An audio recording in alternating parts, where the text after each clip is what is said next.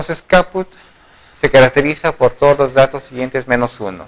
Tumefacción edematosa difusa de los tejidos blandos de la cabeza que afecta al área expuesta en caso del parto, en caso de parto cefálico. Puede sobrepasar la línea media, puede extenderse a través de las líneas de sutura. El edema suele desaparecer en 2 a 3 meses. El cuero cabelludo puede presentar hematomas leves. ¿Qué opinan? ¿La respuesta? ¿Es una tumefacción edematosa de los tejidos blandos de la cabeza que afecta al área expuesta en el caso del parto cefálico? Sí, ¿no? ¿Puede sobrepasar la línea media? Sí, sí, hemos mencionado que es por encima del periósteo. Entonces, es una manifestación edematosa, es una tumoración edematosa donde ustedes pueden desplazar, ¿no? Puede extenderse a través de las líneas de sutura, exacto, se desplaza, ¿no? Se pueden mover el capo. Entonces, ¿puede durar 2 a 3 meses? No, generalmente eso se resuelve en forma rápida. 1, 2, 3, 4 días y no tienen capo. ¿Ya? Y obviamente no requiere tratamiento. ¿Y el cuero cabelludo puede presentarse hematomas? ¿En el cuero cabelludo puede presentarse hematomas leves? Sí. ¿Ya? Eso por el trauma en el canal del parto. La respuesta la D. ¿No? En el diagnóstico diferencial entre el tumor serosanguinolento, encefalohematoma, por el sitio de localización en la cabeza del recién nacido, nos orientamos, gracias, al segundo diagnóstico por. Entonces vamos a diferenciar, ¿no?, un tumor serosanguíneo de un cefalohematoma. Entonces, en el segundo nos orientamos o diagnosticamos por localizarse en el tejido celular subcutáneo, ser una infiltración serosanguínea, localizarse entre el periósteo y el hueso, la localización suprameningia, localizarse siempre en la región frontal. Entonces, el cefalohematoma, ¿dónde se localiza? Es,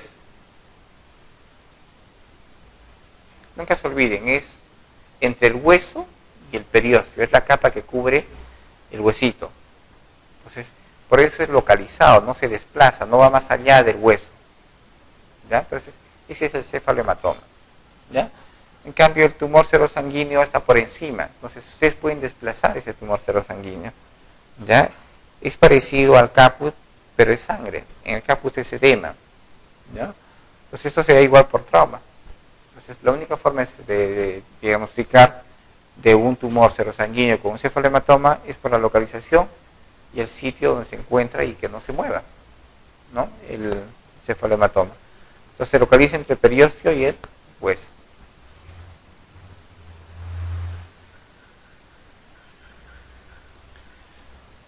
Un recién nacido que tuvo un parto traumático y necesitó la aplicación de forceps, presenta en la exploración física el reflejo de moro asimétrico.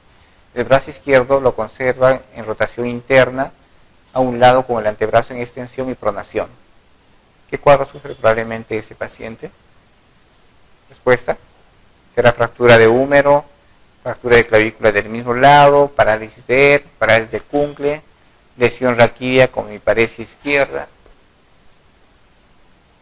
Es un paciente que nace por parto traumático, que hay una distosia, ¿no? Entonces, trauma, que necesitó forceps, ¿no? En la exploración física el moro es incompleto, no hay asimetría en el brazo izquierdo, hay rotación interna del mismo lado, el antebrazo está en extensión y pronación. ¿Qué es esto? Entonces, hay rotación interna, extensión del antebrazo y pronación de la mano. ¿Qué es? Duchenne. ¿La respuesta? Sí, ¿no? Entonces, la parálisis de Duchenne, el compromiso es, ¿a qué nivel? ¿A qué nivel es el compromiso? Vamos a ver. La fractura más frecuente de recién nacido es fémur, húmero, tibia, radio, clavícula. Clavícula, ¿no? Por la distosia.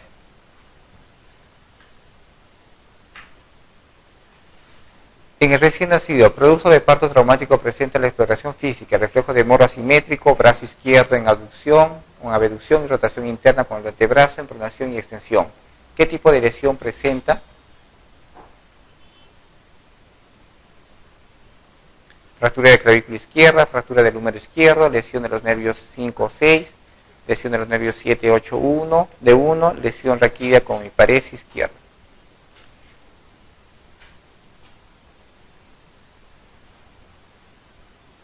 ¿Respuesta?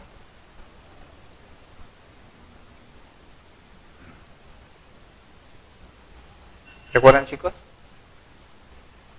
Entonces habíamos dicho que la lesión de ER o de Duchenne es una lesión más a nivel de C5 y C6. ¿Ya? Kunkel tiene una lesión a nivel de C7, 8 y D1. Duchenne está asociado a parálisis del frénico. Entonces cada vez que ustedes tengan un bebé con parálisis del frénico o compromiso del diafragma, sospechen ustedes en Duchenne. ¿Ya? Entonces la respuesta es la C. ¿No? En relación a la parálisis de Duchenne, señale lo correcto. Se lesionan las raíces C7, C8, es la forma menos frecuente de lesión del plexo braquial.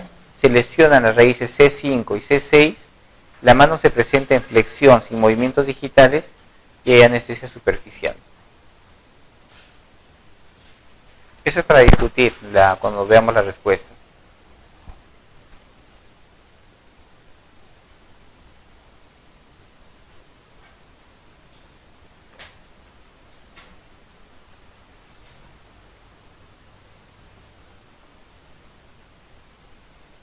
¿Respuesta? La compromiso a niveles C7, C8. No. ¿No? La forma menos frecuente de lesión del plexo braquial es la más frecuente. ¿Ya? Entonces, la más frecuente de lesión del plexo braquial es Duchenne. ¿Ya? En frecuencia le sigue la parálisis de Kunkel. ¿Ya? Y la que sigue después la parálisis frénica, del nervio frénico. ¿Ya? Entonces, ¿hay anestesia superficial? Sí puede haber anestesia superficial también. ¿Ya? Por eso que acá han considerado como respuesta también la E, pero también la respuesta es la C. ¿Ya? Compromiso de C5 y C6. Señale la localización del cefalohematoma fetal. En el tejido celular subcutáneo, entre el periósteo y el hueso, entre el hueso y las meninges, en el parénquima cerebral o en alguno de los ventrículos cerebrales. ¿Dónde está localizado el cefalohematoma? Eso ya no lo debemos olvidar. ¿Dónde? Entre el hueso y el periósteo, ¿no?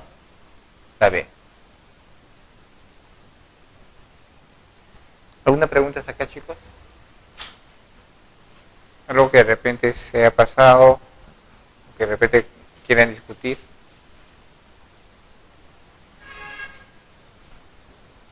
¿Está bien así o no sé? ¿O vamos un poco más lento, vamos un poco más rápido? Me gustaría escuchar opiniones. A ver, doctora. ¿Está bien? Okay. Bueno, la ictericia es algo frecuente en el recién nacido, ¿ya? El 60-70% de los bebés presentan ictericia o hacen ictericia, que es fisiológica. Entonces hay que diferenciar ictericia fisiológica de la ictericia patológica, ¿ya? Entonces aquella ictericia que se presenta entre el tercer y cuarto día, ¿no? Que es a predominio indirecto y que es monosintomático, es una ictericia fisiológica, ¿ya? Se puede dar en el pretérmino, se puede dar en el atérmino, ¿ya? Entonces, la ictericia es algo que ustedes van a ver, si van a ser pediatras, van a ver con mucha frecuencia. Entonces, el concepto clínico de ictericia es, como se ve ahí, ¿no? Es la coloración amarillenta de la piel y las mucosas por el depósito de la bilirrubina. Ese es el concepto clínico de la ictericia, ¿ya? Aunque es sinónimo de hiperbilirrubinemia, pero el concepto de hiperbilirrubinemia es más bioquímico, ¿no? Entonces, se indica la presencia de una cifra de bilirrubina plasmática por encima de la normalidad. Entonces, cuando está por encima de lo normal, entonces ustedes consideran hiperbilirrubinemia, ¿ya? Clínicamente se va a observar en los recién nacidos cuando la bilirrubina o la ictericia, o la bilirrubina, perdón, indirecta, esté por encima de 5 miligramos por decilitro. Entonces, la manifestación clínica se da cuando la concentración de bilirrubina está por encima de ese valor. Y la ictericia se observa, en primer lugar, como todos ya saben, en la cara y progresa en forma cefalocaudal. Y eso es importante para poder determinar más o menos, orientarnos en qué valor nos encontramos de bilirrubina. Si vamos a ver el gráfico de Kraft, ustedes que ven, ustedes ya conocen que es el hombrecito con números ahí, entonces nos orienta más o menos a determinar la concentración de bilirrubina que el bebé podría tener en ese momento. Entonces, la ictericia fisiológica es una situación muy frecuente. 60-70% de los recién nacidos a términos lo presentan, ¿ya? Y es característico porque, como he mencionado, es monosintomática, ¿ya? No presenta ningún otro síntoma, solo la ictericia. Es fugaz, generalmente está presente entre el segundo y séptimo día. Ya es patológico cuando vemos después de los 7 días en los recién nacidos a términos, ¿no? Leve, porque la bilirrubina es inferior a 12.9 en los atérminos y de 15 o menor a 15 en los pretérminos, ¿ya? Y generalmente es a predominio indirecto. Ese es el concepto, lo que es el concepto de ictericia fisiológica en el recién nacido a término. Si todo cambia, entonces ya hablamos de ictericia patológica. Entonces una ictericia será patológica, ¿no?, cuando se presente en las primeras 24 horas. Entonces ustedes, si tienen un bebé con ictericia en las primeras 24 horas, sospechen algo patológico. Y lo más frecuente es incompatibilidad, ¿no?, de factor. Puede darse también de grupo, no es frecuente en las primeras 24 horas, pero lo más frecuente en las primeras 24 horas es la incompatibilidad de factor, ¿no? Se acompaña de otros síntomas, están asociados a otros síntomas, pueden estar asociados a otros, a problemas de repente congénitos, a cromosomopatías, a infecciones, ¿no? Es el incremento o la velocidad de ascenso, que generalmente es de por encima de 5 miligramos por día, o una velocidad de ascenso de 0,5 miligramos por kilo hora, ¿no? Sobrepasa los límites definidos para la ictericia. Entonces, como ya hemos mencionado, la bilirrubina directa está por encima de 2, ¿no? Dura generalmente más de una semana, ¿no? Esto excepto si el recién nacido es lactante exclusivo, o sea, con lactancia materna exclusiva. Los lactantes o los bebés que tienen lactancia materna exclusiva pueden todavía presentar ictericia por más de una semana. Entonces, eso es lo que, de alguna manera, esa sería la excepción, de alguna manera, dentro del concepto de la ictericia, ¿no? Entonces, un bebé que tiene lactancia materna exclusiva, si presenta ictericia después de la semana, consideren que es algo normal o fisiológico.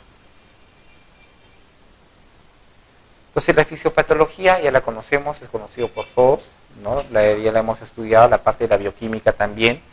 Sabemos que se degrada, que son metabolitos de los glóbulos rojos, ¿no?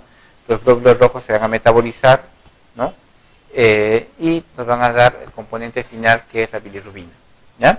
Inicialmente el bebé recibe nutrientes de la mamá, de la placenta, y como recibe nutrientes de la mamá, el metabolismo también va a ser por la madre, ¿no? Entonces, todo lo que elimine el bebé llega al hígado de la mamá. Entonces, el metabolismo se da a ese nivel. Una vez nace el bebé, entonces tiene que tener su propio metabolismo. Entonces, acá es donde se inician los problemas. El metabolismo se va a dar en los recién nacidos a términos de repente en forma casi normal, pero si son prematuros, está asociado a alguna otra patología, vamos a tener problemas o el equilibrio se rompe, ¿no? Entonces, el metabolismo viene de los eritrocitos. El 75% de la bilirrubina viene de los eritrocitos a nivel del sistema retículo endotelial, ¿no? Se degrada a ese nivel los eritrocitos, ¿no?, por acción a un grupo EN, ¿no?, la hemoglobina, luego de hemoglobina a un grupo EN, y el grupo EN, por acción de LEN oxigenasa, va a convertirse en biliverdina, ¿no? Entonces se convierte en biliverdina, también se degrada a CO2 y el hierro. El hierro nuevamente se metaboliza y el CO2 se exhala por los pulmoncitos. ¿Qué se tiene? Biliverdina. Y por la biliverdina reductasa se convierte en bilirrubina. Entonces, eso es lo que queda en el plasma. Entonces, se siembra toda la bilirrubina en el plasma y se une a un componente bastante, a un componente que se encuentra en el plasma, que es la albúmina, y que es la que se encarga de transportar, ¿no?, la bilirrubina hacia los hepatocitos, ¿no? Entonces, ¿de qué depende en el neonato la producción de bilirrubinas? Es incrementada por el incremento de la masa eritrocitaria, ¿no? Entonces, la masa eritrocitaria está incrementada en recién nacido por diferentes causas, ¿no? Una de ellas es la hipoxia relativa en la que se encuentra el bebé antes del parto. Entonces, cuando el bebé está dentro de la madre y antes del parto está una hipoxia relativa. Entonces, eso hace, por un mecanismo de compensación, hace que se eleven los eritrocitos. Entonces, bebé nace con una concentración alta de eritrocitos y esa es la principal causa, ¿no?, de un incremento de las bilirrubinas. Para compensar esto, para compensar, y otra cosa, que la vida media de los eritrocitos en el bebé es menos que la vida media de un eritrocito en un niño o un adulto, ¿no? En un adulto es de 120 días y en un bebé o un recién nacido es de 90 días. Entonces, eso hace que también se incremente la producción de bilirrubina indirecta en el bebé, ¿no? Bueno, ustedes ya conocen, es lo mismo, es el grupo EN, se metaboliza por la EN-oxigenasa, se convierte en CO2 que se exhala por los pulmoncitos, el hierro que se vuelve a metabolizar y la biliverdina, y por la biliverdina reductasa se convierte en bilirrubina. Entonces, una vez ya con la bilirrubina no conjugada en el plasma, entonces se une a la albúmina sérica. Entonces tiene bastante afinidad con la albúmina y la bilirrubina. Se une y esta es la que se encarga de transportar, de llevar la bilirrubina hacia el hepatocito, ¿no? Entonces, en el hepatocito, por acción de unas proteínas que se llaman ligandinas, que son las X y la Y, se son transportadas hacia el retículo endoplasmático liso y se produce la conjugación, ¿no? Entonces, hay factores que disminuyen la capacidad de la unión de la albúmina con la bilirrubina. Entonces, no todo está bien en el recién nacido. Entonces, hay condiciones que de alguna manera incrementan la presencia de bilirrubina y disminuye la captación por la albúmina y el transporte de la bilirrubina hacia el hepatocito. Entonces, estas condiciones son la prematurez, la asfixia, la acidosis, la hipotermia, la hipoalbuminemia, infecciones o hemólisis, hacen de que haya mayor cantidad de bilirrubina en el plasma y sea transportada de repente en menor concentración hacia el hepatocito. También va a haber sustancias que compiten con la albúmina, ¿no?, medicamentos, como las que ustedes conocen, que es las sulfas, las que no se deben utilizar en los recién nacidos, medios de contraste, ¿no?, salicílicos, que compiten con la albúmina y disminuyen el transporte de las bilirrubinas. Una vez en el hepatocito, entonces son captados por esas proteínas que son las ligandinas XY y son transportadas al retículo endoplasmático liso. Y en el retículo endoplasmático liso se produce la conjugación por acción de la enzima glucuroniltransferasa, ¿no? Entonces se produce una bilirrubina conjugada que es soluble en agua, no difunde a través de las membranas, ¿no? La actividad de la glucuroniltransferasa, eso es importante, es baja en los primeros días, ¿ya? Entonces ya sabemos que no hay acción de esta enzima durante los primeros días y más aún en los prematuros, que es escaso. Eso es importante. Hay estímulos también externos para la captación o para la conjugación de la bilirrubina. Y uno de los medicamentos que utilizamos en la desictericia, aparte de la fototerapia, es el fenobarbital. Entonces, una vez conjugada la bilirrubina en el hepatocito, se produce la excreción. Llegan a los canalículos biliares, de los canalículos biliares llegan hacia la vesícula, se depositan en la vesícula biliar y luego al intestino, ¿no?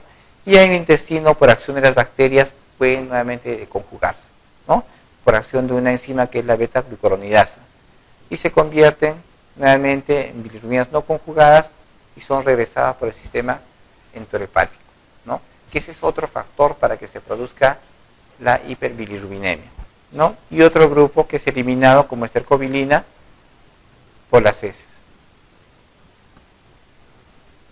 Ese es el resumen que hemos estado viendo, ¿no?, desde el metabolismo. Se produce biliverdina, luego bilirrubina, es transportada por la albúmina, luego conjugada por la acción de la glucuroniltransferasa en el hepatocito, bilirrubina conjugada, se elimina las heces, al intestino, nuevamente regresa a la circulación por la circulación enteropática después de conjugarse y otra parte se elimina de esta que da la coloración a las heces, ¿ya? Entonces, ¿cuál es el problema? ¿Ustedes creen que la bilirrubina no conjugada, unida a la albúmina, atraviesa la barrera hematoencefálica y es la responsable de las encefalopatías por bilirrubina? ¿Qué opinan? ¿Será esa la responsable? Entonces, este es más o menos nos orienta a pensar la fisiopatología de la hiperbilirrubinemia. Se produce por aumento de la producción de la bilirrubina obviamente por lisis celular, por los glóbulos rojos, por la limitación para la conjugación de la bilirrubina. Cuando no hay una conjugación adecuada de la bilirrubina, se produce incremento de la bilirrubina indirecta y por aumento de la resorción intestinal, ¿no? Por el sistema enterohepático, ¿no?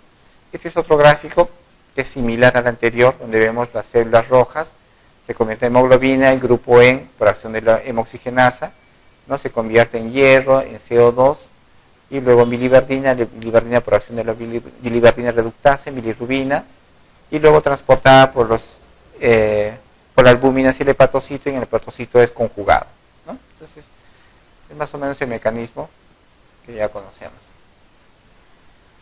Entonces, la fuente predominante de bilirrubina es la fragmentación de los glóbulos rojos, ¿no? El EN se degrada y esta se conjuga degradada por acción de la EN oxigenasa, se convierte en biliverdina, CO2 y hierro. Entonces, es el mismo paso que hemos estado viendo, ¿no? Extrapolado en la diapositiva, ya lo sabemos. Entonces, los factores asociados a la ictericia, que puede ser ictericia de tipo directo o indirecto. En los indirectos, los factores maternos, van a ver ustedes, ¿no? La raza asiática tiene mayor, de alguna manera, mayor riesgo de hacer ictericia. Los nativos americanos, los irlandeses, puede haber los hijos de mamá con diabetes, incompatibilidades de grupo, de factores perinatales, los traumas, cefalomatomas, lesiones equimóticas que hacen que se reabsorben y terminan haciendo ictericia. Factores para el incremento de bilirrubina directa también encontramos, y algunos que disminuyen o que de alguna manera complican en la conjugación, como son el Gilbert y Gernacher, ¿no? Entonces, todas son esas las patologías que pueden estar asociadas a los factores que incrementan el riesgo de bilirrubina o de ictericia. Entonces, ¿cuándo aparece la toxicidad de la bilirrubina? Entonces, la toxicidad de la bilirrubina en el sistema nervioso depende, ¿no?, del ingreso de la bilirrubina hacia el sistema nervioso central. Y eso se da porque tiene que romperse la barrera hematoencefálica. Y es como les preguntaba, la bilirrubina conjugada, que está unida a la albúmina, ¿atraviesa la barrera hematoencefálica? No. La que atraviesa la bilirrubina no conjugada libre, la que no está unida a la albúmina. Entonces, cuando hay un incremento de la lisis celular, o cuando hay una destrucción exagerada de los glóbulos rojos, como de repente incompatibilidad de factor o grupo, esa albúmina se precipita con la bilirrubina. Hay tanta bilirrubina que ya no tiene más albúmina para juntarse, y se queda como bilirrubina libre. Y esa bilirrubina libre es la que atraviesa la barrera hematoencefálica, y esa es la que origina la encefalopatía por ictericia. ¿Ya? Entonces, esa es la responsable. Por eso los niveles muy elevados de bilirrubina no conjugada, que sobrepasan la capacidad de la unión a la albúmina, como la hemólisis, ¿no?, como la hipoalbuminemia, puede haber patologías con hipoalbuminemia o recién nacidos con hipoalbuminemia, ¿no?, o la presencia de factores que alteran la unión de la bilirrubina con la albúmina, hacen que se incremente la bilirrubina libre. ¿Ya? Entonces, otro factor, el aumento de la permeabilidad de la barrera hematoencefálica. Entonces, cuando tenemos un bebé que está injuriado, que ya sea por infección, ya sea por asfixia, esa barrera hematoencefálica deja de ser indemne. Entonces, no solo atraviesa la bilirrubina libre, también puede atravesar la bilirrubina que está unida a la albúmina. Entonces, tenemos dos factores, o pueden asociarse los dos factores para la toxicidad de la bilirrubina en el sistema nervioso central.